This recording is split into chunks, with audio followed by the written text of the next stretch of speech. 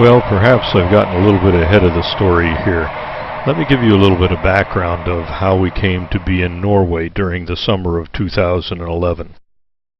The story begins months earlier when we received an invitation to attend an Anderson family reunion in Sweden.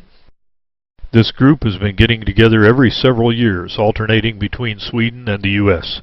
The Swedish cousins were planning the next gathering in July. Diana and I decided that we would like to attend, but if we were traveling to Sweden, it would be a good opportunity to extend the trip and visit some of the places we have not been before. There were also friends and relatives that we should try to visit along the way. After some scheming and dreaming, we decided to make the trip a visit to the Nordic countries. This would include stops in Iceland, Sweden, Finland, Norway, and Denmark. We decided that 4 weeks would be required to visit the places we wanted to see. A detailed schedule was prepared, some reservations were made, and we were off on a great adventure. This program focuses on the part of the trip where we visited Norway. We call our trip Norway Through the Back Door because the average tourist doesn't visit Norway the way we visited it. Most people start off with Oslo, maybe take the train to Bergen, or maybe take a cruise ship up along the coast and visit the fjords. Because of our other visits along the way through the Nordic countries, we came in a different way. After visiting Iceland, Stockholm, and Finland, we went up the east coast of Sweden to Sundsvall to visit with my third cousin, Len Nasman. After spending several delightful days with them, they drove us to the Swedish city of Östersund, where Bengt and I had our picture taken beside the northernmost runestone in Sweden, or actually the northernmost runestone in the world. On this runestone is carved the name of Österman Gudfasson, a 24th great-grandfather of Bengt and I. We were dropped off at the Östersund train station to wait for the next train to Trondheim, Norway. The backpacks you see there are the total amount of luggage we brought on the trip. Very convenient to only have carry-on luggage. We showed our Scandinavian rail pass to the young conductor who acted like it was the first he had ever seen. But with a nod, he finally accepted us as valid passengers. The border between Sweden and Norway in this area is high in the mountains. The scenery was very nice as we first traveled along the shores of Lake Storsjön. This lake is quite large and is reputed to be the home of a local version of the Loch Ness Monster.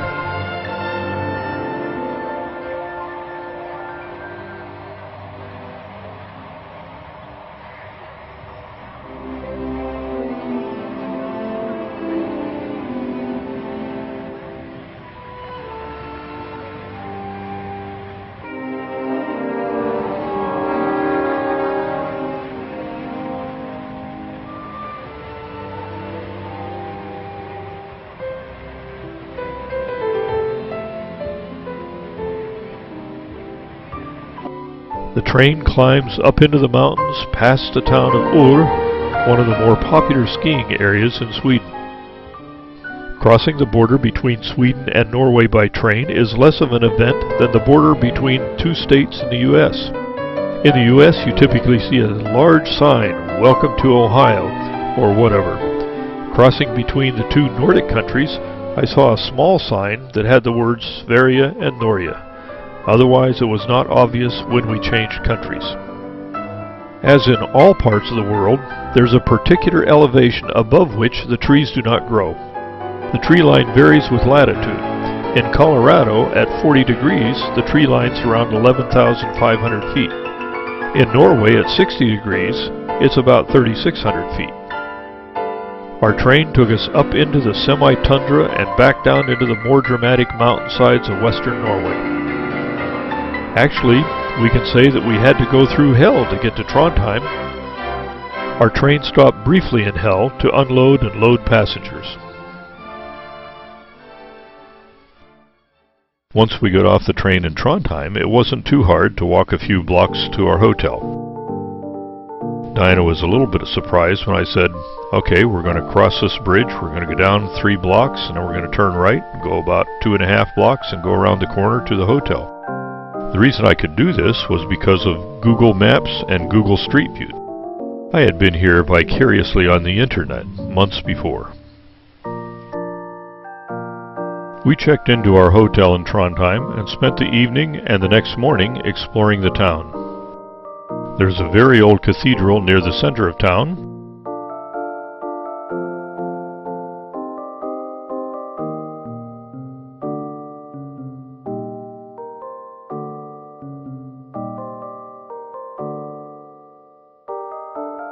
And there are many interesting buildings and a town square filled with various vendors.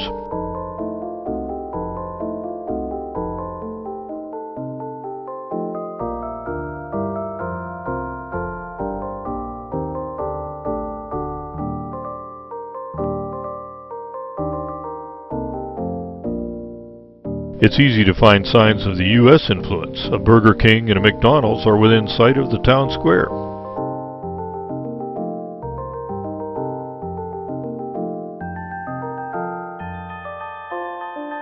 There are streets dedicated to pedestrians and lots of shops displaying their wares on the sidewalks on sunny days.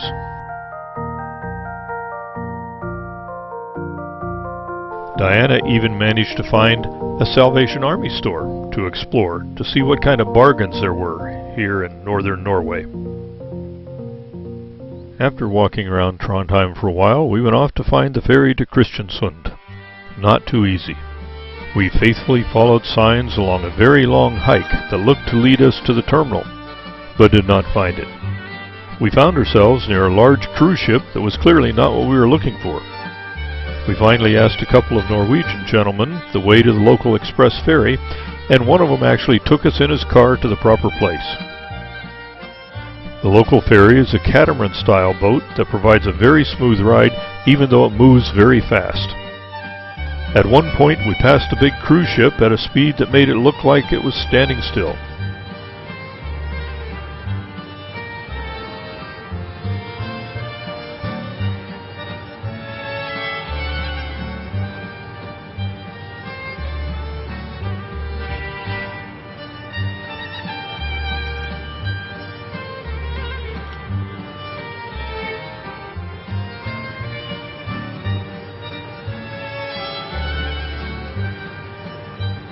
This was a local ferry with hardly a tourist to be seen.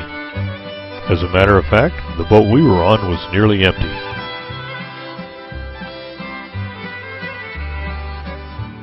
There were 4 stops during the 5-hour ferry ride. We were traveling south along the Norway coast and had great views of the mountains and islands.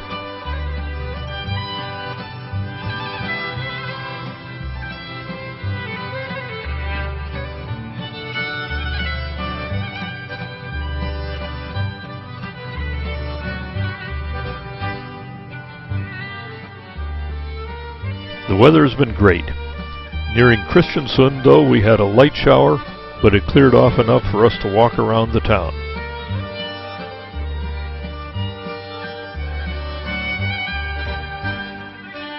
We got off the ferry and walked along the harbor front for a little bit, and with a little help were able to find our way to our hotel. Once we checked in and explored the view, we went out and wandered around the streets of Kristiansund for a little while.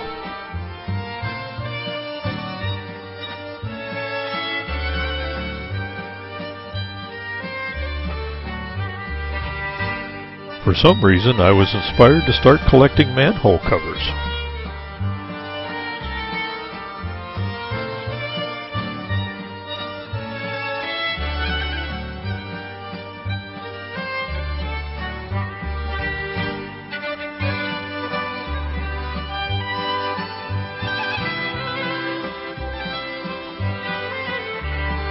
The next morning, we enjoyed sampling the wonderful complimentary breakfast the hotel put out for us.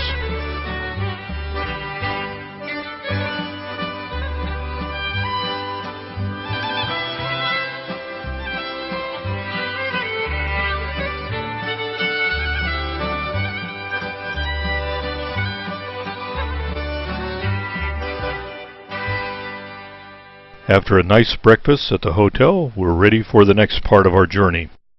Let's do a quick review so you can see where we're at. We started from the Swedish city of Östersund, where we got on a train. and went up over the mountains, crossing the border into Norway to the city of Trondheim. From Trondheim, we took the fast express ferry down to Kristiansund. From Kristiansund, we're going to get on a bus. We're going to ride over hill and dale and over and under fjords and get to the city of Ålesund. And later from Ålesund, we're going to explore deep into the Norwegian fjords. At the Kristiansund bus station, we found out that they do not take credit cards, only cash.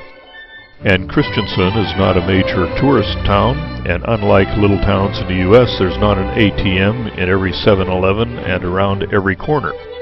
So I had to scramble halfway back towards our hotel, ask several people, go up the hill, around the corner, and finally found an obscure little ATM machine, and then dashed back to the bus station, only to discover that the bus to Ålesund had already left. Well, this is not a major problem because the bus service is excellent in that part of the world, and there was another bus due to leave for Ålesund in about an hour. We started the ride with a little bit of cloudy weather coming in, followed by some drizzle, but it wasn't long before the weather cleared off and the scenes got bright and sunny again. At one point, the bus entered a long tunnel, and when it came out the other side, we crossed a large suspension bridge over a fjord.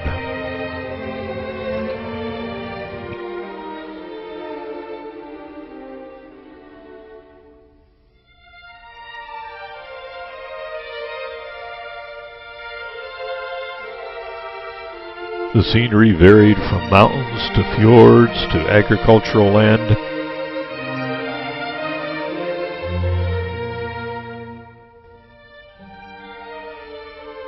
And occasionally, the bus navigated through those roundabouts that are common in this part of the world.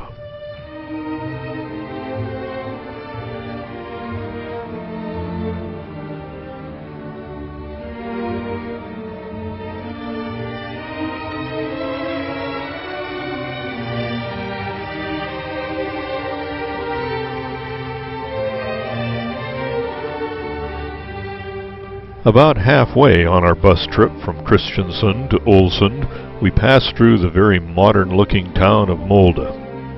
There was a very wide fjord, and the bus actually got right onto a ferry, and we crossed over the fjord on the ferry. The passengers got off the bus and wandered around the ferry and checked out the scenery, and then we got back on the bus to continue on the other side. When we arrived in Ålesund, we went immediately to the information place, and there a lovely young lady helped us book a local hotel. When we told her we were looking for a budget hotel, and she probably observed that we were traveling only with backpacks and were probably some senior vagabonds, she sent us to a lady who was apparently turning an old building into a bed and breakfast without the breakfast. We had a large room there, nothing fancy, but plenty of room and a nice base, and after checking in, we walked around downtown Ålesund a bit.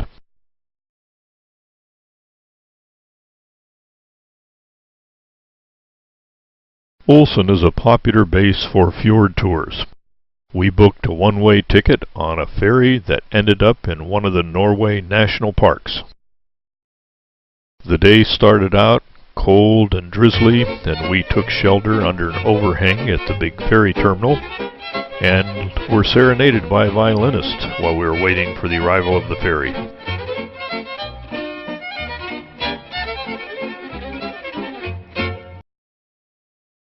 As soon as we got on the ferry, we took possession of a couple of soft swivel chairs facing a large picture window.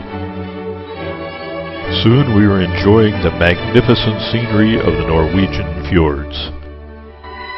A wonderful view every time you turn your head and look in a different direction. One waterfall after another cascading down thousands-foot cliffs into the fjord.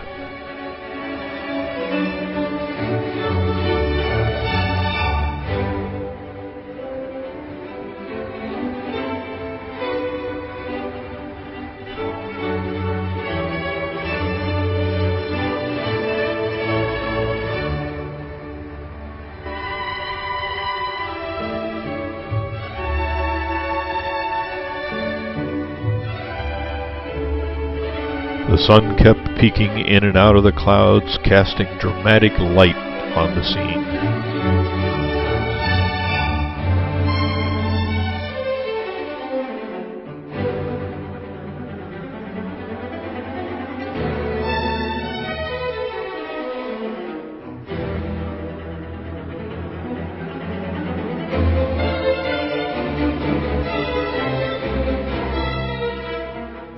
There's a small village at the end of the fjord, and this is where we got off the boat.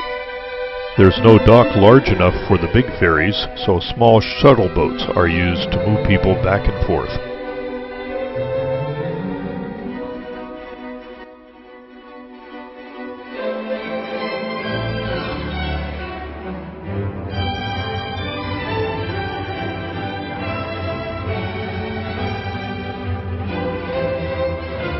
The scenery from this village is spectacular, and as we looked around, we noticed way up there on the hillside what looked like a road snaking back and forth across the cliff. And that's where we were going next. The plan was to take a local bus from the end of the fjord up over the mountains north to the town of Aldosnes.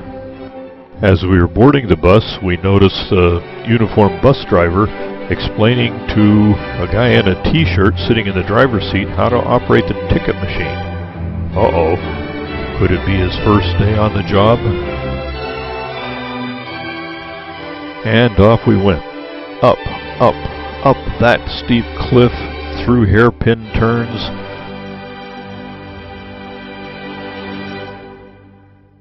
Over the top,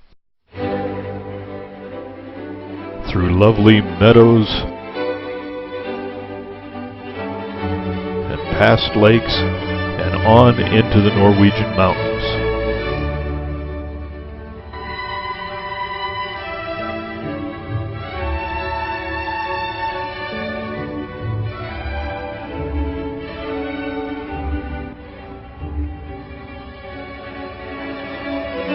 Down the other side of the mountain, we came to a fjord where the bus stopped and everybody had to get off.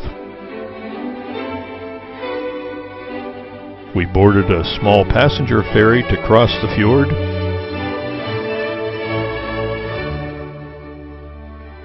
And on the other side of that fjord, we boarded yet another bus to continue along the way. We had survived the dangerous switchback climb over the mountains and down the other side.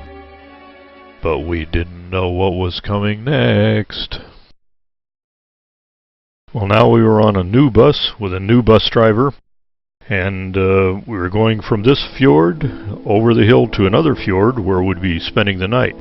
I put this picture in to remind myself of the name, Juve. This is the name of a very unusual waterfall. The melting snows create this torrent that cascades down the mountains and has been grinding into the granite, making all kinds of unusual shapes. There's also unusual shapes of the walkways and the bridges that have been installed so that people can admire this waterfall. Some of the bridges have grates in the floor, and if you look down through those grates, you can actually see the water rushing below.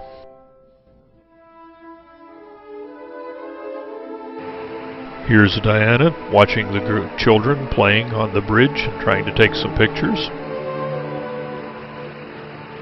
This was not a normal bus stop for this run. Here's our bus driver looking at the waterfall below. Our bus driver, because there were only 2 couples left on the bus, stopped several places and allowed us to get out to take pictures of the wonderful scenery. This was the last run of the day for this driver, and so he was fairly relaxed about it. And it was an excellent opportunity for us to admire the landscape.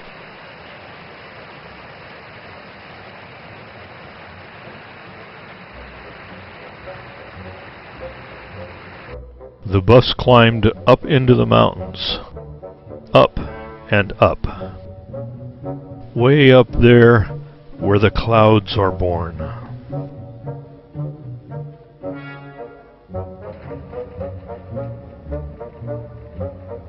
Now this looks like it should be a one-way road, but it's not.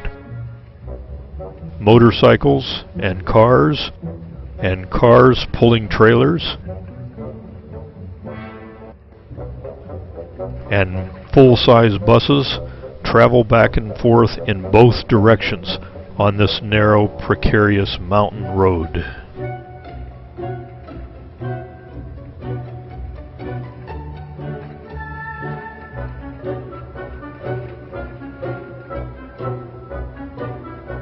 And still we travel up and up, past lakes, up into the clouds.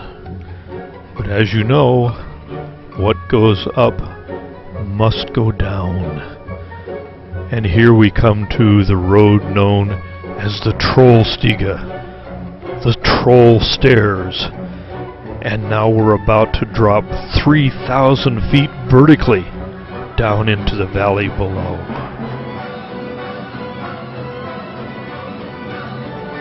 And here we are, sitting in the front seat right behind the driver as we negotiate those hairpin turns. The front of the bus hanging over the wheels seems like it's hanging over the edge of the cliff. Are we going to bump into that sign? Oh, watch out for that guardrail, please. Oh, look down there. That's where we're going. Down the Trollstiga.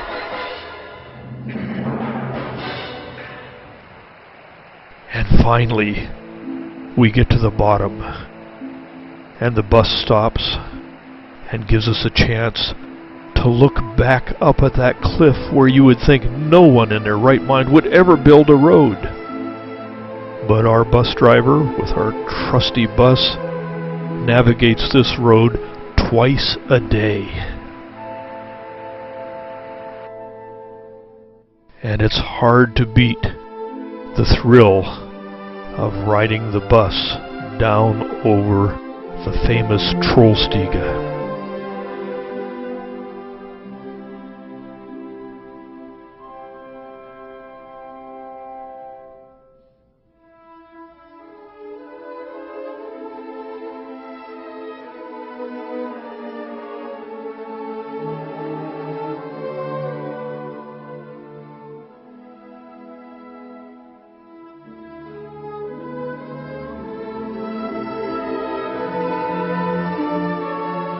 Well, I mentioned this was a two-way road, and as you can see, it gets to be a tight squeeze in some places. I'm sure glad we didn't meet that camping trailer in the middle of the cliff. One of the roof styles you'll find in Norway, at least this part of Norway, is a grass roof. And here you see that even a bus stop comes equipped with a grass roof.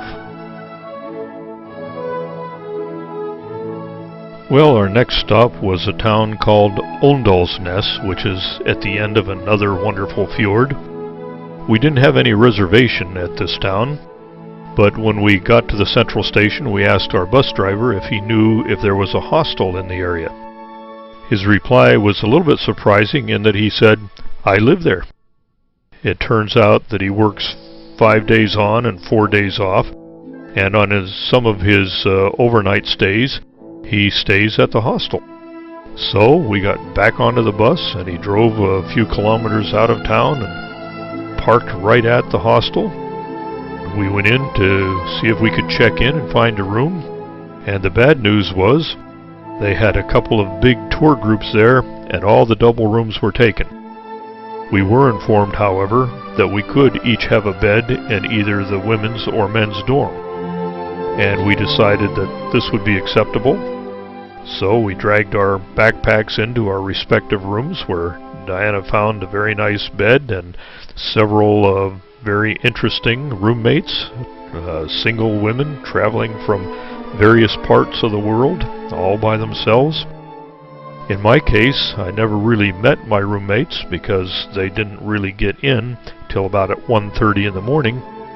The problem was that I could only have an upper bunk there, and when I got up at about 3 in the morning to go down the hall to make a little visit to the boys' room, I found out that my lower bunkmate had hung his wet towel on the ladder, That caused a little bit of grief, and let's just say it wasn't the best night that I spent on our trip, but the hostel itself was lovely, and the views in every direction were spectacular. After breakfast the next morning, our bus driver loaded us onto his bus and took us back downtown to the central station. From there, we were going to get on a train for the next part of our journey. At the central station, we checked in at the ticket counter to make sure our Scandinavian rail pass would get us from Åndalsnes to Oslo. The first part of this trip is on what is called the Rauma Railway, and it's billed as the most beautiful train journey. It takes about an hour to get from Åndalsnes to Dombås, and then you change trains and go on to Oslo from there. The train is equipped with large panoramic picture windows. The train actually stops at famous attractions like Trollvägen and Skillingbro so that people can take pictures. And believe me, you better have your digital camera batteries fully charged if you take the Rauma Railway. As the train climbs from the valley up into the mountains, there is one point where it actually makes a 180-degree turn inside of a tunnel. In every direction, there are wonderful sights to take pictures of.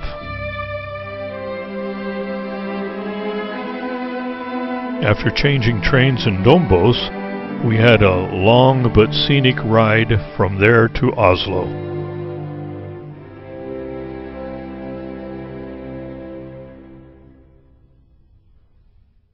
Norway has a lot of oil money, but instead of just spreading this money around, they're investing it in corporations and in infrastructure. As a result, everywhere you look, there are construction projects underway. As a matter of fact, our train to Oslo didn't even make it to the central station because of construction. They let us off a ways out of town where we rode a bus the last part up until a block or two from the central station where the bus couldn't get through the construction. But eventually we found our way past the station to an information center where we booked a room in a local P Hotel. Now this is the same hotel chain that we stayed in Trondheim. Not real fancy, complimentary breakfast in the morning. Instead, they hang a bag on your door that has a couple of sandwiches, a fruit drink, and maybe an apple or a pear. However, it's a completely adequate place to stay. Once we checked in, we did a little bit of walking around the neighborhood. The next morning, we decided to get a feel for the city by getting a ticket on the hop-on, hop-off bus. These buses circulate around the city with particular stopping points, and you can get off the bus, explore the area, and then get back on the bus either there or at another point, and continue this process. A good way to get the feel for the city.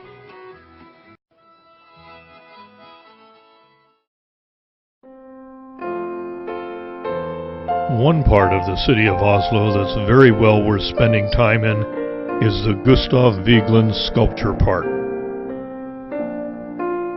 Vigeland dedicated his life to creating the story of mankind in his sculptures.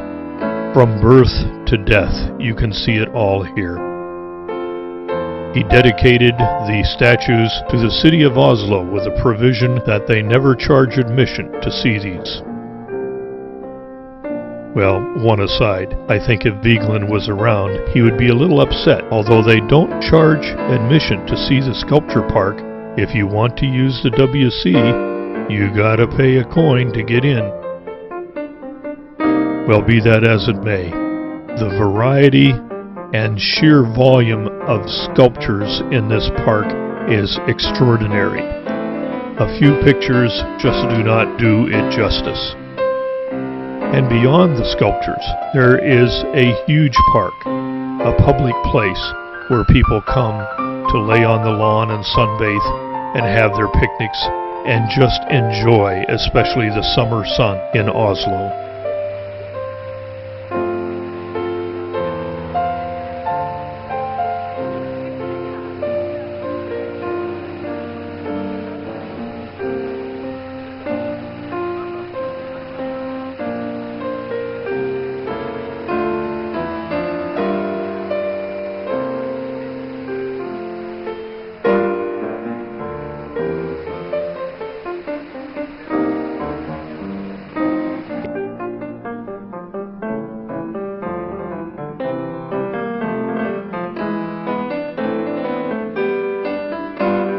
In most areas, a small collection of sculptures like these would be considered a worthy tourist destination.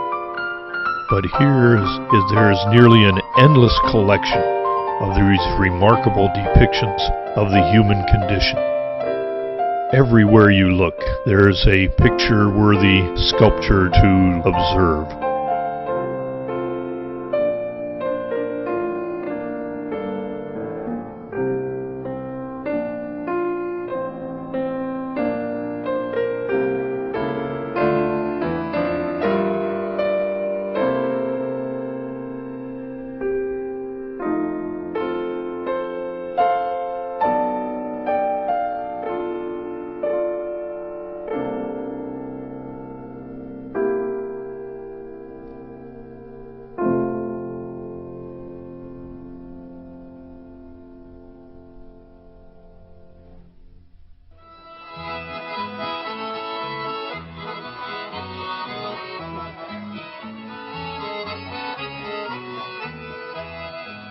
Also, throughout the city of Oslo, there are additional sculptures, not by Vigeland necessarily, but in every direction. Nearly every public building is featuring a very interesting piece of art.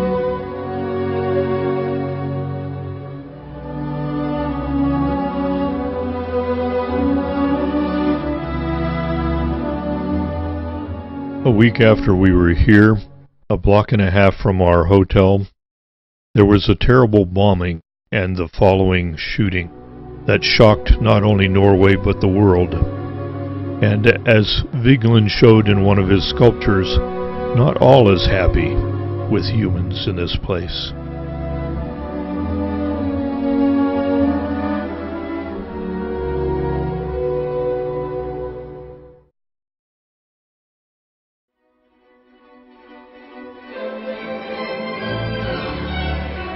Soon it was time to leave Norway and to move on to the family reunion in Sweden, which was the original excuse for the whole trip. But as we rode the train from Oslo down into Sweden, we were reminded of the tremendous scenery and experience that we had by coming through the back door to Norway.